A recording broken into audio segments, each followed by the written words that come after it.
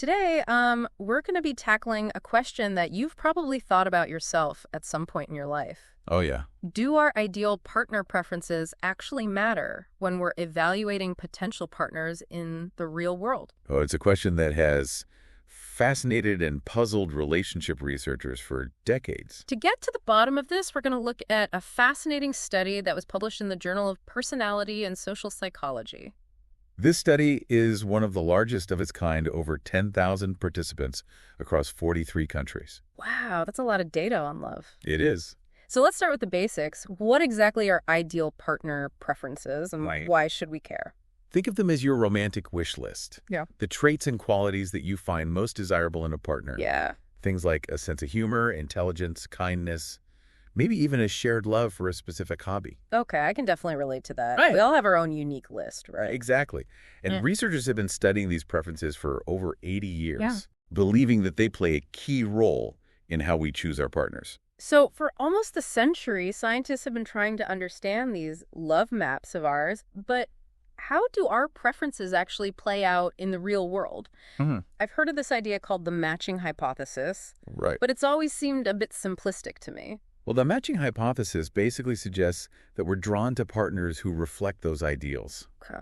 almost like looking in a mirror. Interesting. It's a cornerstone of the ideal standards model, Okay. which says that finding a partner who matches our ideals helps explain why we have these preferences in the first place from an evolutionary perspective.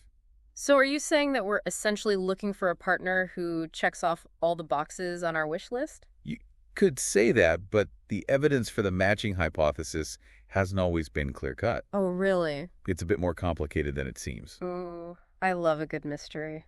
What makes it so complicated? Well, researchers have used various ways to measure this matching, Yeah. some more complex than others. But what's important is that even when researchers accounted for biases, like the fact that we tend to view our partners through rose-colored glasses, they still found evidence that matching matters, although maybe not as strongly as originally thought.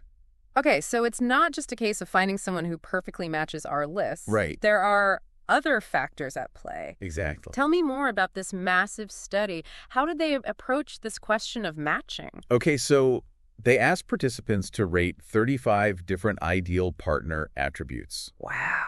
Everything from physical attractiveness to how important shared religious beliefs are. Yeah. And then they had participants evaluate either their current partner or someone they were interested in based on those same attributes. So they got a really detailed picture of what people wanted Yeah, and how that lined up with their actual partners or potential partners. exactly. And with participants from 43 countries, yes, this study gives us a global perspective on these dynamics. it does. What were some of the key findings? They found that people who valued certain traits often did end up with partners who possess those traits. Okay. So there's some support for the idea that our ideals do influence our choices. So there's a connection between what we say we want and who we end up with. Right. But does that mean we're actively seeking out those traits, or could something else be going on? That's a great question. Yeah. It's possible that we're subconsciously adjusting our perceptions of our partners to fit our ideals after we're already in the relationship. Okay. It's like we're fine-tuning our love map as we go along. That's fascinating. So it might not be as simple as having a checklist and ticking off boxes. Right. It seems like our preferences might influence how we see our partners once we're already connected to them. Yeah. What else did the study reveal about how our ideal preferences actually work?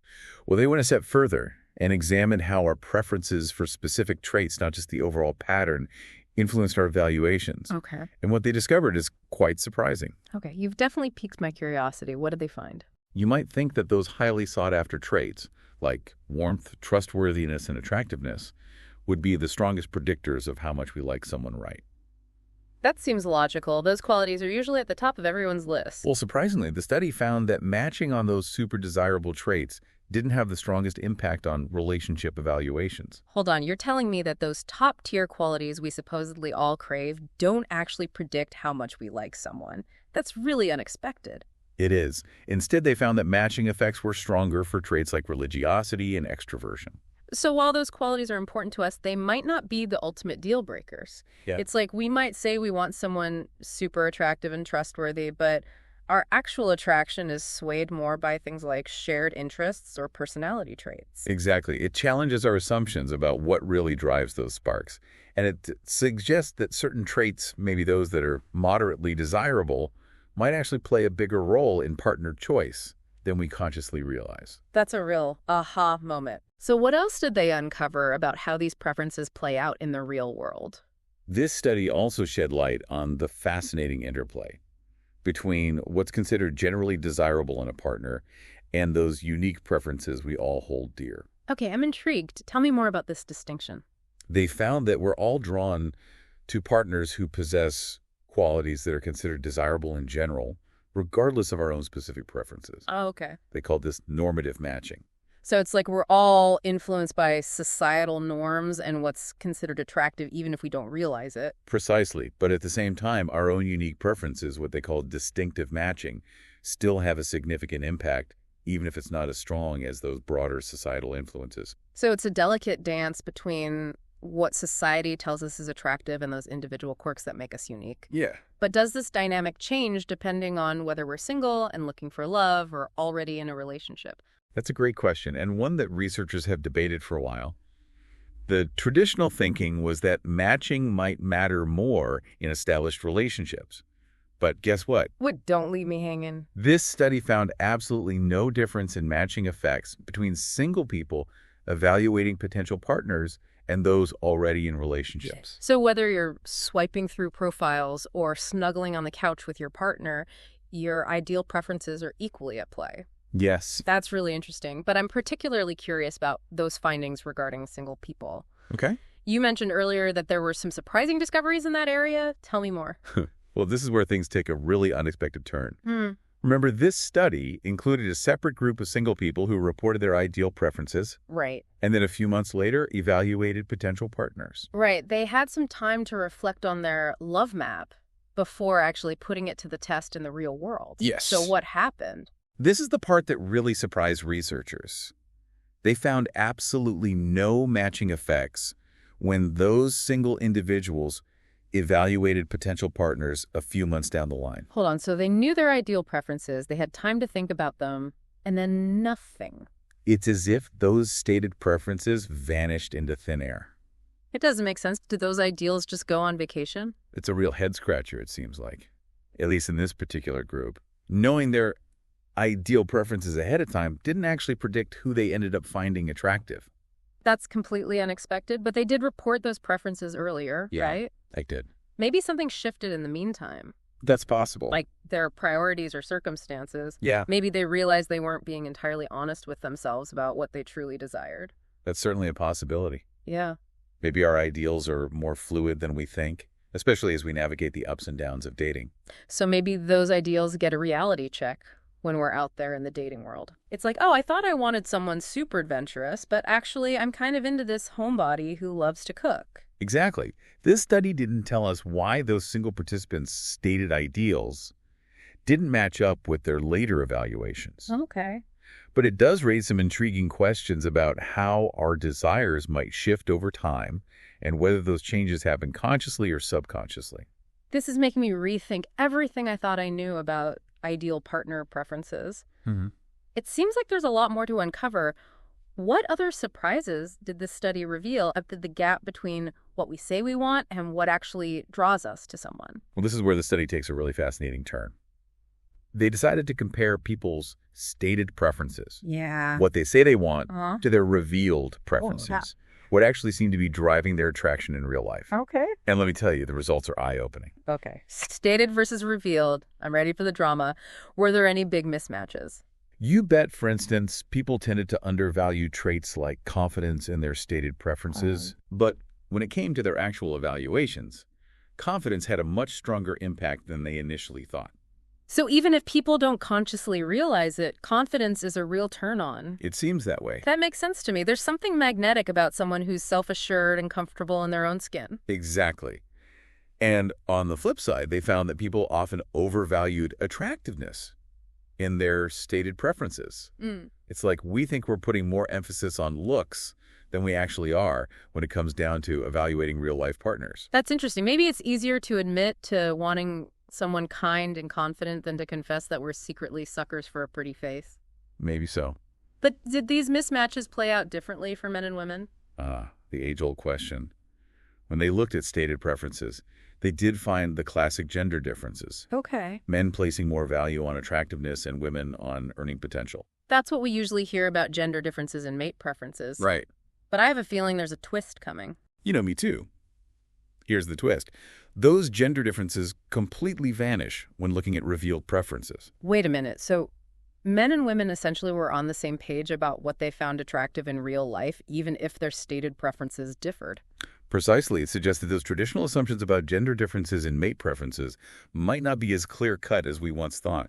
What's really fascinating is that these findings point to a disconnect between what we think we want and what actually captures our attention and makes us feel that spark. It seems like we're all a bit clueless about our own romantic radar. So what does this all mean? Are our ideal preferences just a bunch of fairy tales we tell ourselves? Not necessarily. Remember, this research showed that matching, especially that normative matching based on generally desirable qualities, does have a real impact on how we evaluate potential partners. Okay. It's just that the way we perceive and value those specific traits is far more complex and nuanced than we might imagine. Okay, so there's more to the story than simply finding someone who checks every box on our idealized list. Our deep dive has definitely uncovered some surprising twists and turns, and it seems like those single sample findings might be the most puzzling of all. Definitely, those findings raise a whole new set of questions about the evolving nature of our desires. Yeah. And they highlight the need for more research to understand how our experiences shape our romantic choices. All right, I'm ready to explore those lingering questions and see what insights they might reveal about the complexities of attraction. Let's dive into those single sample findings in the next part of our deep dive. Okay, so you're telling me that this group of singles essentially threw their ideal partner wish list out the window after a few months. It's like they completely forgot what they said they wanted. It really does seem that way, doesn't it? Mm. It's one of the most intriguing findings in the entire study. Mm-hmm. And it suggests that maybe our ideals aren't as fixed as we think. Yeah, it makes you wonder if maybe those participants weren't truly self-aware about what they wanted in the first place. Maybe they thought they knew, but hadn't really dug deep and considered what truly mattered to them. That's an interesting point. Perhaps there's a difference between our surface-level desires and those deeper, more subconscious drivers of attraction that we might not even be aware of. You know, I've heard some relationship therapists talk about the difference between our deal breakers, those absolute must-haves, Right. and our preferences, things that are nice to have but not essential. Yeah. Maybe this disconnect between stated and revealed preferences is tapping into that same idea. That's a great connection. It's possible that those participants were initially focused on those nice-to-haves when listing their preferences, but when faced with real-life potential partners, they realized that other factors were more important. Yeah, it's like, oh, I thought I wouldn't date anyone shorter than me, but then I met this amazing person who's completely charming and funny, and suddenly height doesn't seem like such a big deal. Exactly. It really challenges us to consider what we truly value in a partner, and perhaps even more importantly, it highlights the need for more research to understand how our ideals evolve as we gain more dating experience. Now, let's face it, encounter a few rejections along the way. Yeah, rejection can definitely be a powerful teacher. Maybe it forces us to reassess what we're looking for and become more open to possibilities we might have dismissed before. It's like those rejections help us refine our love map and become more attuned to what truly resonates with us. Yeah, I'm also wondering if those shifts in preferences happen consciously or subconsciously. Do we actively decide to revise our list, or do our desires evolve without us even realizing it? That's another great question that this study couldn't fully answer, but it does suggest that those underlying forces of attraction are much more complex than we might think. It's not just about checking off boxes. It seems like there's a whole hidden world of romantic dynamics at play beneath the surface of our conscious awareness, speaking of hidden dynamics. What about those intriguing mismatches between stated and revealed preferences that we talked about earlier? Right. I'm dying to know more about those. Those mismatches are fascinating, aren't they? They really highlight how our stated preferences, what we say we want, don't always align with what actually draws us to someone. Yeah, it's like there's a part of us that knows what we truly desire even if we can't articulate it. It's as if our hearts have a mind of their own. Can you remind me about some of those mismatches they found? One of the most striking findings was that People tended to undervalue confidence in their stated preferences. Oh, really? But when it came to their actual evaluations, confidence had a much bigger impact than they initially thought. So even if someone doesn't consciously prioritize confidence deep down, it's a real turn on? It seems that way. That makes sense to me. There's something magnetic about someone who's self-assured and comfortable in their own skin. Exactly. And on the flip side, they found that people often overvalued attractiveness in their stated preferences. It's like we think we're more focused on looks than we actually are. Yeah, maybe it's easier to say we want someone kind and intelligent than to admit we're also drawn to physical beauty. It's like we're trying to present a more socially acceptable version of our desires. But I'm curious, did those mismatches vary between men and women? That's the million-dollar question, right? Yeah. And the answer is more nuanced than you might expect when it came to stated preferences. Yeah. They did find the classic gender differences. Okay. Men placing more value on attractiveness and women on earning potential. That's what we usually hear about gender differences in mate preferences. Right. But I have a feeling there's a twist coming. You know me too well. Here's the twist. Those gender differences vanished when looking at revealed preferences. Wait a minute. So men and women essentially had the same underlying preferences when it came to evaluating real-life potential partners, even if they said they wanted different things? Precisely. It's like there's a deeper level of agreement between the sexes that goes beyond those stereotypical assumptions about what men and women are looking for. That's a pretty significant finding. It challenges the traditional narrative about gender differences and mate preferences.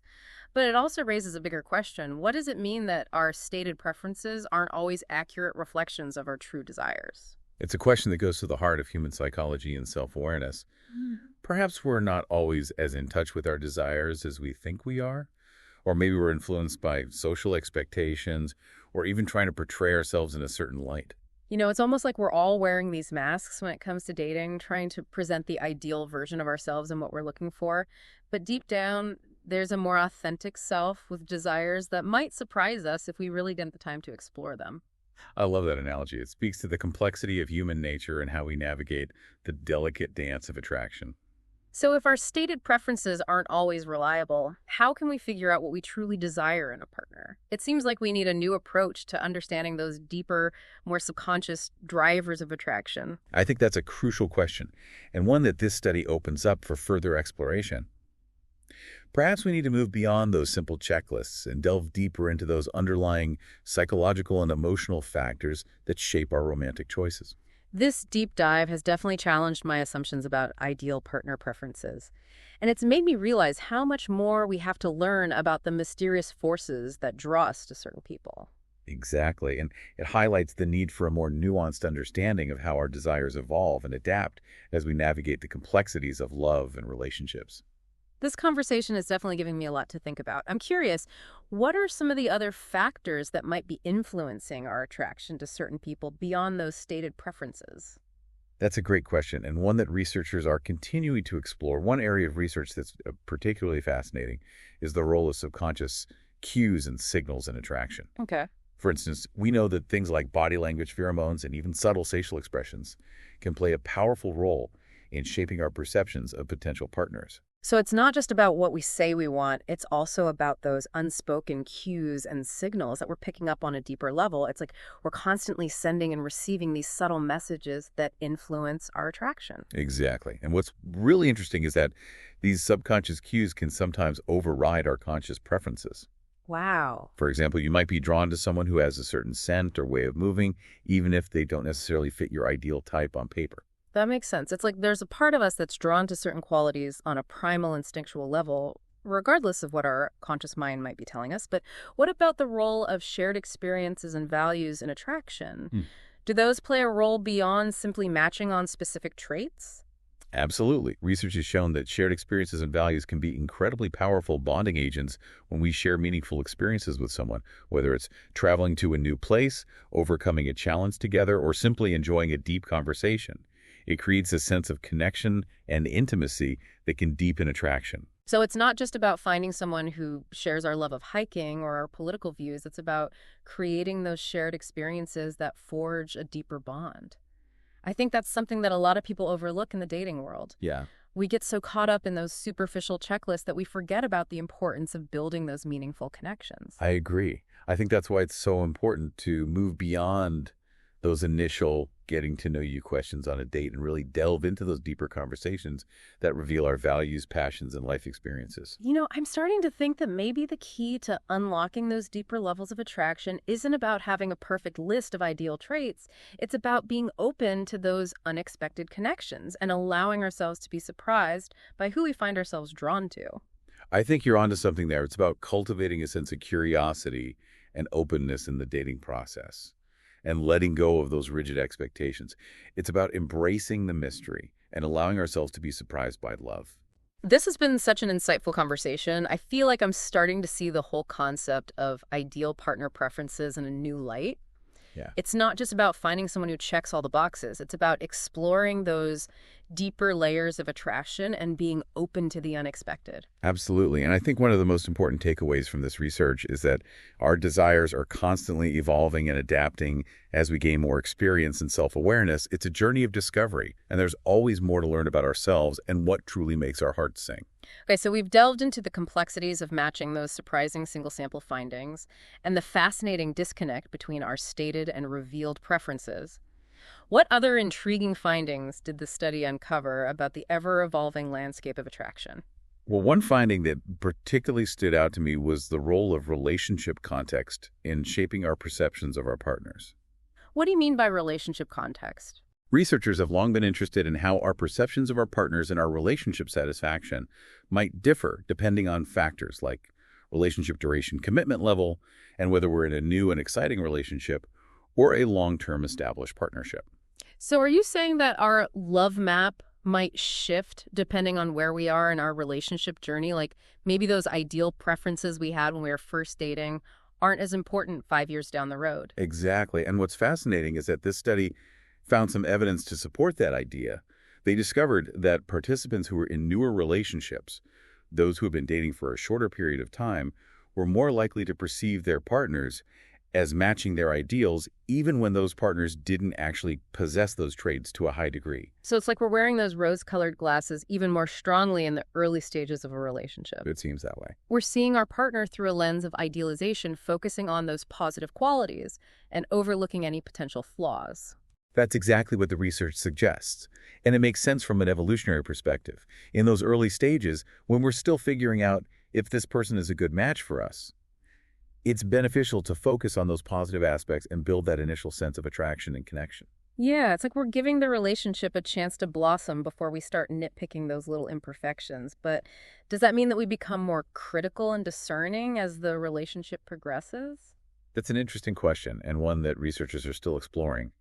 It's possible that as the relationship matures, we become more attuned to those subtle nuances and inconsistencies between our partner's actual traits and our idealized preferences. So maybe those rose-colored glasses start to fade a bit as we get to know our partner more deeply and see them in a wider range of situations. That's one possibility, but it's also possible that our ideal preferences themselves evolve as the relationship progresses. We might realize that certain traits we thought were essential aren't actually that important to us, while other qualities like shared values, emotional intimacy, or a sense of humor become more central to our relationship satisfaction. So maybe the love map we had at the beginning of the relationship undergoes a transformation as we navigate the ups and downs of partnership. It's like we're constantly recalibrating our compass, adjusting our course based on what truly matters to us in the long run. I love that metaphor.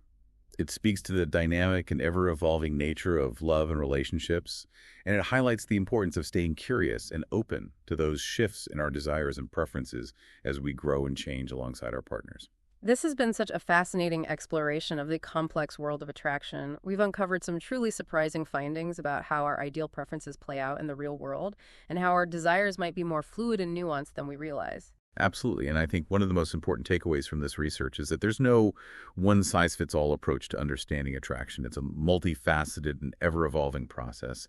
And there's always more to learn about ourselves and the mysterious forces that draw us to certain people. I couldn't agree more, but before we wrap up this deep dive, I'm curious to hear your thoughts on one final question that's been swirling in my mind throughout this conversation. I'm all ears. What's on your mind? Well, we've talked about the impact of matching on relationship evaluations, the surprising findings about single people, the disconnect between stated and revealed preferences, and the role of relationship context in shaping our perceptions. But what about the role of culture in all of this? Does culture influence our ideal partner preferences and how we evaluate potential partners? That's an excellent question and one that's crucial to consider, especially given that this study included participants from 43 different countries. Culture plays a profound role in shaping our values, beliefs, and social norms, and it undoubtedly influences our views on love relationships and what we find desirable in a partner. So are you saying that our love map might look different depending on where we grew up and the cultural norms we've been exposed to? Absolutely. For instance, in some cultures, collectivism and family ties are highly valued, so people might prioritize traits like filial piety, respect for elders, and a strong sense of family obligation when choosing a partner. That makes sense in those cultures. A potential partner's ability to integrate into the family and uphold those cultural values would likely be a major consideration. But what about cultures that prioritize individualism and personal fulfillment? How might that influence partner preferences? In those cultures, people might place a higher value on traits like self-sufficiency, assertiveness, and personal ambition. They might be more drawn to partners who share their goals and values related to personal growth and achievement. So it's not just about individual traits, it's about how those traits align with the broader cultural values and expectations surrounding love and relationships. That's a really important nuance to consider. Exactly, and this study actually found some intriguing cross-cultural differences in ideal partner preferences. For instance, in some Asian cultures, traits like chastity and premarital virginity were considered more desirable than in Western cultures. That's interesting. It shows how deeply ingrained those cultural values can be, even when it comes to something as personal as romantic attraction. Did they find any other cross-cultural differences that stood out to you? They found that participants from more collectivistic cultures, such as those in East Asia, tended to place a higher value on traits related to family orientation and social harmony, while participants from individualistic cultures, such as those in North America and Western Europe, were more likely to prioritize traits like excitement, passion, and personal fulfillment. So it's like those cultural values are woven into the very fabric of our love maps. We're not just looking for individual traits, we're looking for partners who embody those broader cultural ideals about what makes a good spouse or life partner. Precisely. And this study highlights the importance of considering cultural context when trying to understand the complexities of attraction. It's a reminder that there's no one-size-fits-all approach to love, and what might be considered desirable in one culture might not be as valued in another. This conversation has really opened my eyes to the vast spectrum of factors that influence our romantic choices. It seems like there's a whole universe of variables at play, from our own personal preferences and experiences to those broader cultural and societal forces that shape our views on love and relationships. Absolutely. And I think the key takeaway is that attraction is a dynamic and ever-evolving process. There's no magic formula or perfect checklist. It's about staying curious, open-minded, and willing to explore those deeper layers of ourselves and what truly resonates with us on a heart level. This has been such an illuminating deep dive. I feel like I have a whole new understanding of how ideal partner preferences work, or perhaps how they don't work. I'm so glad to hear that, and I hope this conversation has sparked some curiosity and self-reflection for you about your own love map and what truly matters to you in a partner. It definitely has, and I think you've given our listeners a lot to ponder as well. Before we move on to the final part of our deep dive, I want to recap some of the key takeaways from this conversation so far. Okay, so just to recap, you were saying that even though we all have these ideal partner preferences, they might not be as straightforward as we think. Exactly. Those preferences can be influenced by all sorts of factors like our own experiences, our cultural background, even subconscious cues we're picking up on. Yeah, it really makes you wonder how much control we actually have over who we find ourselves attracted to. That's a great point.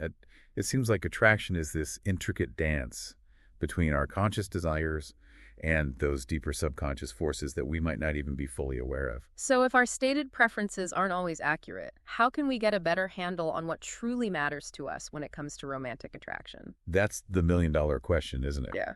And I don't think there's a simple answer. Well, if there was, it wouldn't be much of a mystery, would it?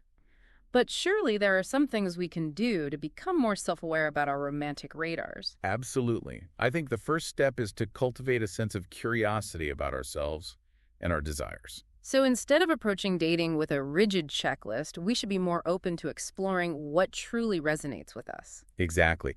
It's about paying attention to how you feel when you're with someone. What qualities make you feel happy, energized, and drawn to them? What values and experiences do you connect over? That's great advice. Instead of focusing solely on those superficial traits we might have listed on our love map, we should be tuning into those deeper emotional and intellectual connections. Precisely, it's about moving beyond those initial impressions and really getting to know someone on a deeper level. And maybe that means being willing to step outside our comfort zones and date people who wouldn't necessarily be our type on paper. I think that's a fantastic idea. You never know who might surprise you. It's about embracing the unknown and allowing yourself to be open to those unexpected connections. So much of this comes down to self-awareness, doesn't it? The more we understand our own needs, values, and desires, the better equipped we'll be to navigate the complexities of attraction. Absolutely. And that self-awareness can come from a variety of sources like therapy, journaling, even just spending time reflecting on your past relationships and what you learned from them. Yeah, it's like we're all on this ongoing journey of self-discovery, and our love maps are constantly being updated and revised along the way. That's a beautiful way to put it. And I think the more we embrace that journey and approach it with curiosity and openness, the more likely we are to find fulfilling and meaningful connections. I love that perspective. It's not about finding the perfect match. It's about being open to the possibility of love in all its unexpected forms. Exactly. And maybe that means letting go of some of those rigid expectations we might have about what a partner should be like. So ditch the checklist and embrace the mystery, right? I think that's a wonderful motto for anyone navigating the world of dating and relationships. Well, this deep dive has definitely given me a lot to think about, and I hope it's encouraged our listeners to do the same. I hope so too. It's been a pleasure exploring these fascinating findings with you. Likewise, and thank you to all our listeners for joining us on this deep dive into the complex and ever-evolving world of attraction. Until next time.